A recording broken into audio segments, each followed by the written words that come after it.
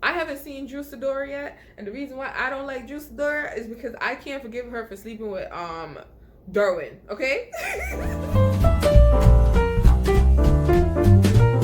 Back to my channel. So today is a double whammy. First up, we have the Real Housewives of Atlanta, season 13. I didn't do a wrap up of season 12 because I just didn't have any time. However, I'm super excited because I want to see what drama these ladies come with. And I want to see how this show actually is without Nene. Because I like me some Nene. So I don't know. I don't know how I feel. So it's going to start in a few and we'll get into it. We about to start. I'm so excited. Le drama. Oh, yes, that's right. COVID times. Alright, I'm about to watch this and we get back into it. I mean, so far, they all look very busty. Like, they all got boob jobs. They're looking, like, very juicy. I mean, I know they're talking about something serious, but all their boobs are just exposed, child. Oh, my God. Oh, my gosh.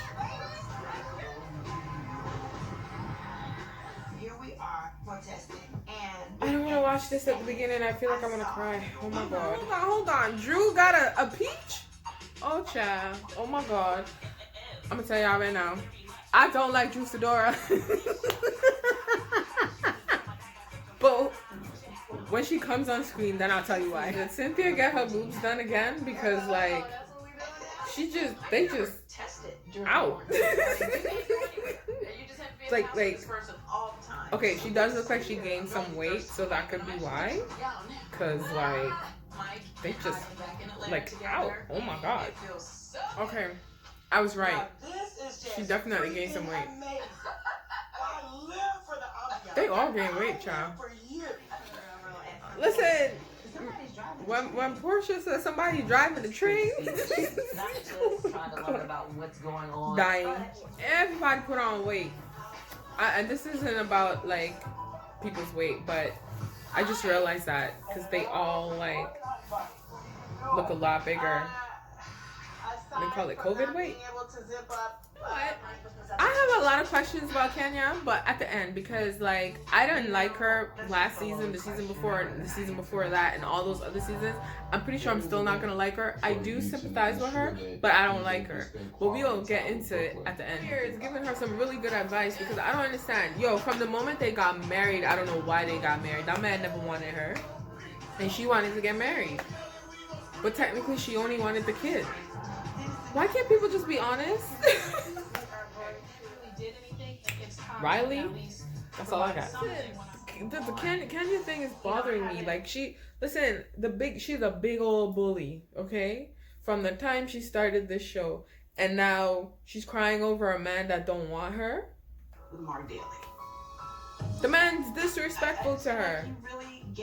Like, disrespectful. All you can really give it. I'm so done with life. Isolated her from her friends and from her family, and she's on TV crying over this jackass. So I just watched episode 1 of season 13 of the Real Housewives of Atlanta.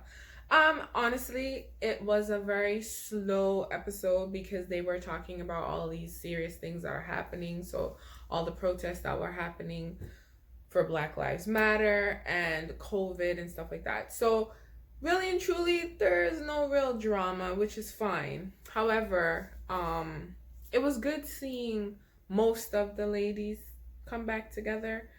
I miss Nene. That's all I'm saying. I like Nene. So I think I'm going to miss her presence on the show. It starts with, like, their one-on-one interviews about, you know, how they dealing with the quarantine and COVID and stuff like that. And like many other people in the world, they're not really coping well. And the thing that a lot of people fail to realize, that it doesn't even matter how much money you have. It's a worldwide issue where you're isolated. You're not able to do the things that you're normally able to do. You're not able to see your friends and family. If you lose someone, you can't go and, like, it's sad. So as for the show itself, I'm not mad at the setup. I mean, I think right now it's a trying time for a lot of people. So there are going to be a lot of up and down emotions. Like, for instance, when I mentioned that they look like they gained a lot of weight, because it's very visible, and then you saw that Kenya was like feeling down and depressed, not just because of her weight, but what's going on in her marriage and stuff like that. So I get it. However, okay, I don't understand what is going on with her and wanting to hold on to Mark. I really and truly feel like it's like she wants to hold on to the image. She got married, she had a baby, so that image, you know, she's Kenya Moore, so the image. For me personally, that man never wanted her. The man doesn't care about her. He only cares about his daughter, and he said that before last season. So to see her crying about trying to make this relationship work, it's like, yo, just stop. Just stop. Like, please stop. It actually bothered me. I am human. I've been down that road before. So I get it, but it's bothering me because it's just like, yo, you on camera last season, y'all asked this man who comes first, and he said his daughter. Why you keep asking? Just leave him alone. Like, I don't, you know, I don't want to say this is karma because, you know, when Portia was going through her first marriage with Cordell and she kept attacking her, the same thing with, oh my God, what's her name? The lawyer. What is her name? Oh my God. Phaedra. Holy. When Phaedra was going through that thing with Apollo, she kept attacking them. So it's just like, she kept attacking people until she got married. And when she got married, her marriage was off limits. So for me, that didn't fly for me. So I'm really sad to see that this is how she's going out. Like, she's crying. That's why the lawyer had to talk to her really hard. Like, yo, you're Kenya Moore. Like, what are you doing? Why are you crying over this man who don't care about you? He does not care. Yo, I swear to God, he doesn't care. So for me, this entire episode, it was good. It was sad. It made me smile. That portion pissed me off. Because I was happy that she had the child that she's always wanted. I didn't care if she got married or not. I was really happy she got the child. You know what I mean? But to see her try to force this relationship, it's not going to work. He does not want her. And when he's around her, she's not able to be herself. So to me, that tells me he's very controlling. Or there's an image that she portrayed to him prior to them getting into a relationship. And now it's breaking. Because that's not who she really is. Who she really is an outspoken person who says and does whatever she wants. You get what I'm saying? So for me, I don't like seeing Kenya like this. Even though I don't like her, I don't like seeing her like this. I haven't seen Drew Sidora yet. And the reason why I don't like Drew Sidora is because I can't forgive her for sleeping with Derwin. Okay? That's it. She slept with Derwin and I don't care what nobody says. Drew Sidora is canceled for me. I haven't seen her yet, so maybe I missed her, right? But whatever. Marlo still looks good. Cynthia, she looks a bit orange. But, you know, like, kind of like Wendy Orange type deal. However, I think she's feeling herself a bit much, and I love it. Because Cynthia hasn't always had the best confidence going on. So I love to see the new Cynthia with Mike. It's all cool, you know? However, the fact that she's crying that she might not be able to invite 250 people to her wedding, for the birds.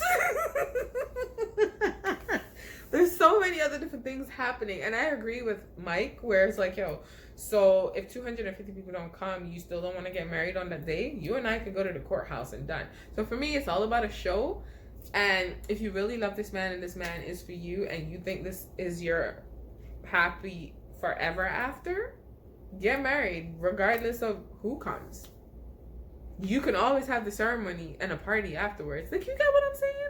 So that kind of bothered me still, just a little bit. And she's like, oh, she doesn't remember the last time and she got married. It was filled with drama and blah, blah, blah, blah, blah. But it's like, yeah, but this time around, the world is dealing with a whole bunch of drama, so what are you really saying? Listen, okay? I can't with that. This is the fake crying and all that stuff about a wedding. Like, yo, if you love the man, go to the courthouse, get married, done. Call it a day. You see what I'm saying? But outside of that, it was okay. Now, Portia, I'm telling you, she came a long way, child. When she talked about the Underground Railroad being an actual train to now, I fucks with her.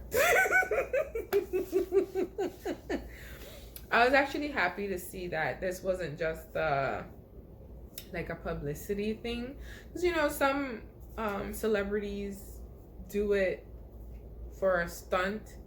But, I mean, it's a real thing that's happening around the world. Police brutality, the laws need to be changed. Training needs to be different for these people who are police officers and stuff like that. So to see her use her platform for something like that, I'm here for it.